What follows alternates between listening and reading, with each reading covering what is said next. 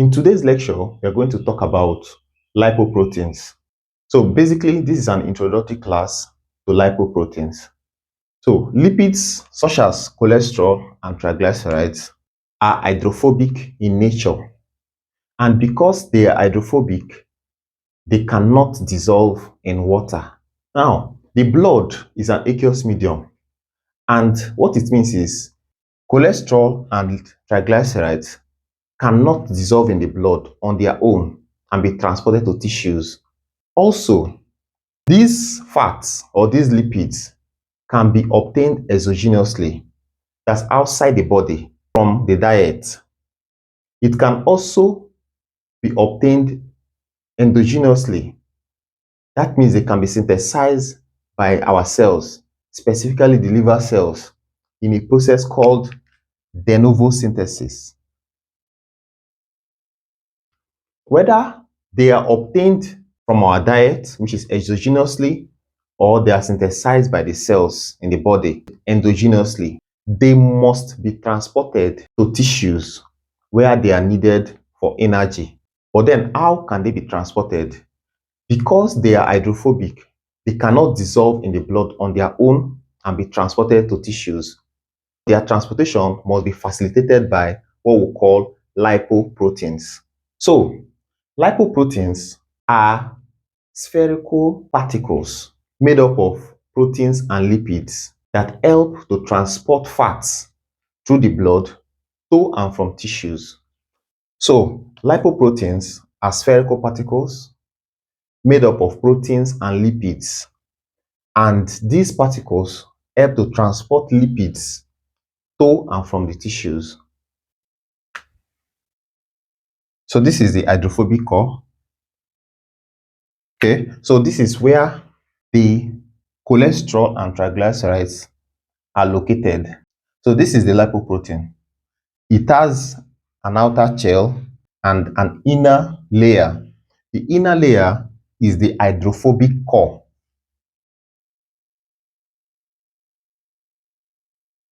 And this hydrophobic core consists of triglycerides and cholesterol esters. So the hydrophobic core consists of triglycerides and cholesterol esters. Now, these cholesterol esters are highly hydrophobic molecules.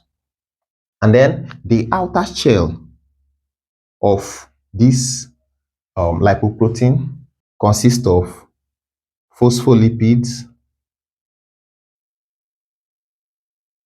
proteins, which are also called apoproteins or apolipoproteins, and free cholesterol. So, unlike the cholesterol esters, which are highly hydrophobic, the free cholesterol are water soluble. And because they are water soluble, they are part of the outer shell of the lipoprotein particle. So the lipoprotein particle consists of an inner hydrophobic core, which consists of triglycerides and cholesterol esters, and an outer shell or an outer layer consisting of phospholipids, proteins, and free cholesterol. Now, the shell also is amphipathic in nature. It is amphipathic in nature in the sense that it has a part that is hydrophobic, while the other part is hydrophilic. And the hydrophobic part is in contact with the hydrophobic core. So, this part, which is in contact with the hydrophobic core, so let's spread this.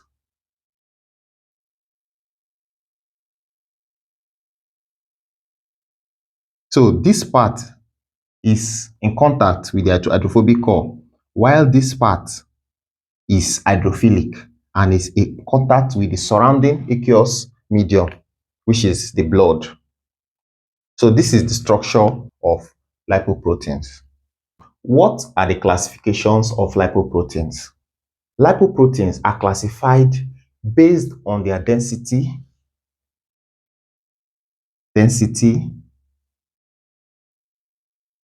number 2, size, and number 3, fat content.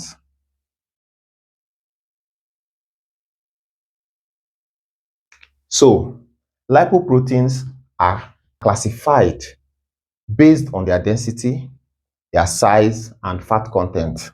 Lipoproteins are classified as either chylomicrons and their remnants, very low density lipoprotein, VLDL, and then we also have IDL, that is intermediate density lipoprotein, which we are going to talk about in the later part of this lecture. Also, we have the low density lipoprotein, and then finally the high density lipoprotein, which is HDL. Now, the chylomicrons and their remnants, very low density lipoprotein and low density lipoprotein, have a pro-atherogenic property. They have a pro-atherogenic property, and that is to say, if the amount of these lipoproteins are high in the blood, it is a risk factor for cardiovascular diseases or atherosclerosis. While HDL has anti-atherogenic property, that is to say, the high amount of this lipoprotein in the blood decreases the risk for cardiovascular diseases or atherosclerosis. The density is determined by the amount of protein contained. The size is determined by the amount of triglycerides. So this fat content is basically triglycerides. So in the classification of lipoproteins, the fat content is determined by the amount of triglycerides. The higher the amount of triglycerides that a lipoprotein contains, the larger its size. And then the larger its size, the smaller its density. From these diagrams, we can see that chylomicrons has the largest size, followed by very low density lipoprotein, low density lipoprotein, and then finally high density lipoprotein. So you can see increasing density. But then the chylomicrons consist of 90% of triglycerides. This is triglycerides, 90% of triglycerides, 5% of cholesterol, 3% phospholipids, 2% proteins. Because it contains 90% of triglycerides, it is the largest in size. Very low density lipoprotein contains 60% of triglycerides, 20% of cholesterol, 15% of phospholipids, and 5% proteins. Because VLDL contains smaller amount of triglycerides compared to chylomicrons, it is smaller than chylomicrons in size. Also, LDL, which is low density lipoprotein, contains 8% of triglycerides, 50% of cholesterol, 22% of phospholipids, 20% of protein. As a result of the smaller content of triglycerides, it is also smaller compared to VLDL and chylomicrons. And then finally, HDL, which is high density lipoprotein, contains 5% of triglycerides, 25% of cholesterol, 30% of phospholipids, and 40% of proteins. And because it contains the least percentage or proportion of triglycerides, it is the smallest in size. So the higher the percentage of triglycerides, the larger the size of the lipoprotein. However, the larger the amount of protein content contained in a lipoprotein, the higher the density. So in this case, for chylomicrons, you can see increasing density. So it means this is the least dense. This is the largest in size, but the least dense. This is the second largest in size. And then this is more dense than this. And then this is the highest dense. In terms of density, this has the highest density compared to these three, while this is largest in size. The size of the lipoprotein is dependent on the amount of triglycerides, while the density of the lipoprotein is determined by the amount of protein contained in that lipoprotein. For the protein content, this is 2%. So this is 5%, this is 20%, and this is 40%. So 40, because this contains the highest amount of protein, it is more dense compared to this, compared to this, and compared to this. And because this is 20, this is more dense than this, while this is 5. And because this is 2, this is more dense than this. Okay? So the higher the protein content contained in a lipoprotein particle, the higher its density. And then the larger or the higher the amount of triglycerides contained in a lipoprotein, the larger its size. So in this case, chylomicrons is the largest in size, but the least dense, while HDL, that's high density lipoprotein, is the smallest in size with the highest density. The chylomicrons and their remnant, VLDL, that's very low density lipoprotein, and the low density lipoprotein, these have pro-atherogenic property. That is because if these lipoproteins are present in high concentration or high amount in the body or in the bloodstream, it poses an increased risk for developing atherosclerosis. And that is because it carries cholesterol to various parts of the tissues, including the arteries, particularly low density lipoprotein. High amount of low density lipoprotein can accumulate in the arteries and form atherosclerotic plaques. However, high density lipoprotein has an anti-atherogenic property because it functions in reverse cholesterol transport.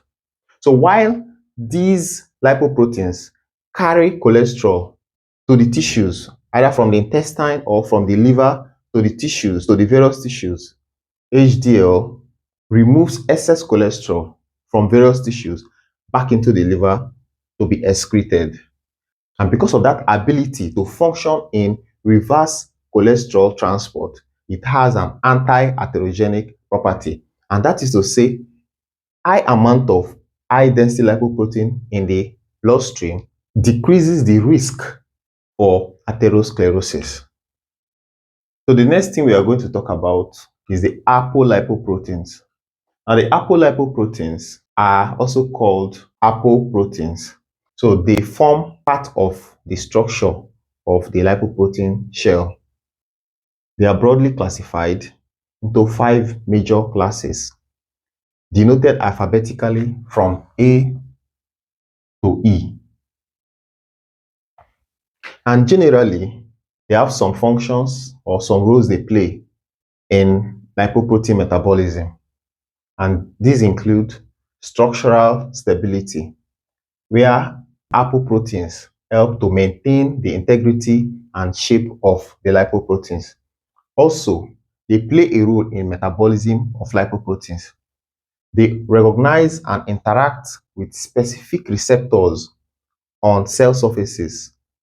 For example, the apolipoprotein B100 acts as a ligand for LDL receptors, which of course will facilitate the entry of the uptake of LDL into different cells or tissues.